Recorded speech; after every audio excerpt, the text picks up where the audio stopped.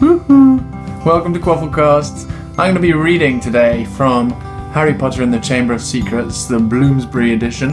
And I'm joined today by J.K. Rowling. Thank you very much for making an appearance. And I'll be reading from one of my favourite chapters, The BURROW. Let's read some Harry Potter.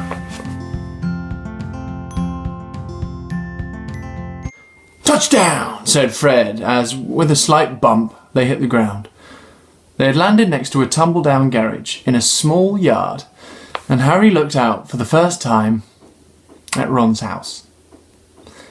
It looked as though it had once been a large stone pigsty, but extra rooms had been added here and there, until it was several stories high and so crooked it looked as though it was held up by magic, which Harry reminded himself it probably was. 4 or 5 chimneys were perched on top of the red roof. A lopsided sign stuck in the ground near the entrance read, "The BURROW." Round the front door lay a jumble of Wellington boots and a very rusty cauldron. Several fat brown chickens were pecking their way around the yard. "It's not much," said Ron. "It's brilliant," said Harry happily, thinking of Privet Drive. They got out of the car. "Now we'll go upstairs, really quietly," said Ron, "and wait for Mum to call us for breakfast. Then, Ron, you come bounding downstairs going, 'Mum, look who turned up in the night,' and she'll be all pleased to see Harry, and no one need ever know we flew the car." "Right," said Ron. "Come on, Harry. I sleep at the..." Ron had gone a nasty greenish colour, his eyes fixed on the house. The other 3 whirled around. Mrs. Weasley was marching across the yard, scattering chickens, and for a short, plump, kind-faced woman it was remarkable how much she looked like a saber-toothed tiger. "Ah," said Fred. "Oh dear," said George. Mrs. Weasley came to a halt in front of them, her hands on her hips, staring from one guilty face to the next. She was wearing a flowered apron, with a wand sticking out of the pocket. "So," she said. "Morning, Mum," said George, in what he clearly thought was a jaunty, winning voice. "Have you any idea how worried I've been?" said Mrs. Weasley in a deadly whisper. "Sorry, Mum, but see, we had to..." All 3 of Mrs. Weasley's sons were taller than she was, but they cowered as her rage broke over them.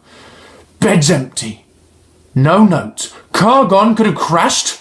Out of my mind with worry. Did you care? Never as long as I lived. You wait until your father gets home. We never had trouble like this from Bill or Charlie or Percy." "Perfect Percy," muttered Fred. "You could do with taking a leaf out of Percy's book," yelled Mrs. Weasley, prodding a finger in Fred's chest. "You could have died. You could have been seen. You could have lost your father his job." It seemed to go on for hours.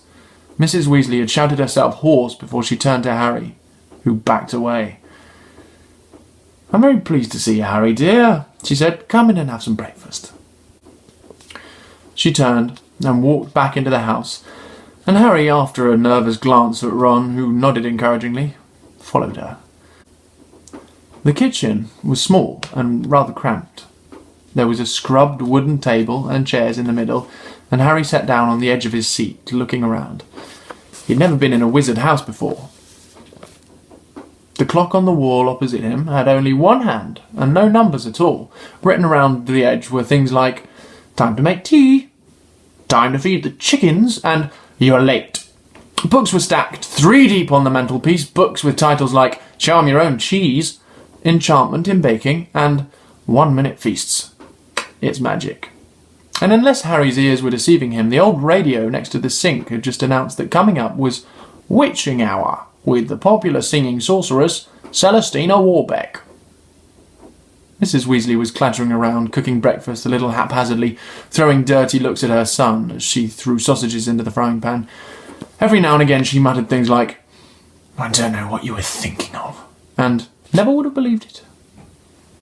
"I don't blame you, dear," she assured Harry, tipping 8 or 9 sausages onto his plate. "Arthur and I have been worried about you too. Just last night we were saying we'd come and get you ourselves if you hadn't written back to Ron by Friday, but really..." She was now adding 3 fried eggs onto his plate. "Flying an illegal car. Halfway across the country. Anyone could have seen you." She flicked her wand casually at the washing up in the sink, which began to clean itself, clinking gently in the background. cloudy, Mum, said Fred. You keep your mouth closed while you're eating, Mrs. Weasley snapped. They were starving him, Mum, said George. And you, said Mrs. Weasley, but it was with a slightly softened expression that she started cutting Harry's bread and buttering it for him. At that moment, there was a diversion in the form of a small, red-headed figure in a long nightdress, who appeared in the kitchen, gave a small squeal, and ran out again. Ginny, said Ron in an undertone to Harry. My sister, she's been talking about you all summer. Yeah, she'll be wanting your autograph, Harry, grinned Fred, but he caught his mother's eye and bent his face over his plate without another word. Nothing more was said until all 4 plates were clean, which took a surprisingly short time. Blimey, I'm tired, yawned Fred, setting down his knife and fork. I think I'll go to bed and... You will not, snapped Mrs. Weasley. It's your own fault you've been up all night. You're going to de-gnome the garden for me. They're getting completely out of hand again. Oh, Mum. And you two, she said, glaring at Ron and Fred. You can go up to bed, dear, she added to Harry. You didn't ask them to fly that wretched car. But Harry, who felt wide awake, said quickly, I'll help Ron. I've never seen a de-gnoming. Well, that's very sweet of you, dear, but it's dull work, said Mrs. Weasley. Now let's see what Lockhart's got to say on the subject. And she pulled a heavy book from the stack on the mantelpiece. George groaned. Mum, we know how to de-gnome a garden. Harry looked at the cover of Mrs. Weasley's book. Written across it in fancy gold letters were the words, Gilderoy Lockhart's Guide to Household Pests. There was a big photograph on the front of a very good-looking wizard with wavy blonde hair and bright blue eyes. As always in the wizarding world, the photograph was moving. The wizard, who Harry supposed was Gilderoy Lockhart, kept winking cheekily up at them all. Mrs. Weasley beamed down at him. Oh, he's marvellous, she said. He knows his household pests all right. It's a wonderful book. Mum fancies him, said Fred in a very audible whisper. Don't be so ridiculous, Fred, said Mrs. Weasley, her cheeks rather pink. All right, if you think you know better than Lockhart, you can go and get on with it, and woe betide you if there's a single gnome in that garden when I come out to inspect it. Yawning and grumbling, the Weasleys slouched outside with Harry behind them. The garden was large, and in Harry's eyes exactly what a garden should be. The Dursleys wouldn't have liked it. There were plenty of weeds, and the grass needed cutting, but there were gnarled trees all around the walls, plants Harry had never seen spilling from every flower bed, and a big green pond full of frogs. Muggles have garden gnomes too, you know, Harry told Ron as they crossed the lawn. Yeah, I've seen those things they think are gnomes, said Ron, bent double with his head in a peony bush. Like fat little Father Christmases with fishing rods. There was a violent scuffling noise. The peony bush shuddered, and Ron straightened up. This is a gnome, he said grimly. Get off me, squealed the gnome. It was certainly nothing like Father Christmas. It was small and leathery looking, with a large knobbly bald head like a potato. Ron held it at arm's length as it kicked out at him with its horny little feet. He grasped it around the ankles and turned it upside down. This is what you have to do, he said. He raised the gnome above his head. Get off me! And started to swing it in great circles like a lasso. Seeing the shocked look on Harry's face, Ron added, It doesn't hurt them. You just got to make them really dizzy so they can't find their way back to the gnome holes. He let go of the gnome's ankles. It flew 20 feet into the air and landed with a thud in the field over the hedge. Pitiful, said Fred. I bet I can get mine beyond that stump. Harry learned quickly not to feel too sorry for the gnomes. He decided just to drop the first one he caught over the hedge, but the gnome, sensing weakness, sank its razor-sharp teeth into Harry's finger, and he had a hard job shaking it off until... Wow, Harry! That must have been 50 feet! The air was soon thick with flying gnomes. See, they're not too bright, said George, seizing 5 or 6 gnomes at once. The moment they know the de-gnoming's going on, they storm up to have a look. You'd think they'd have learnt by now just to stay put.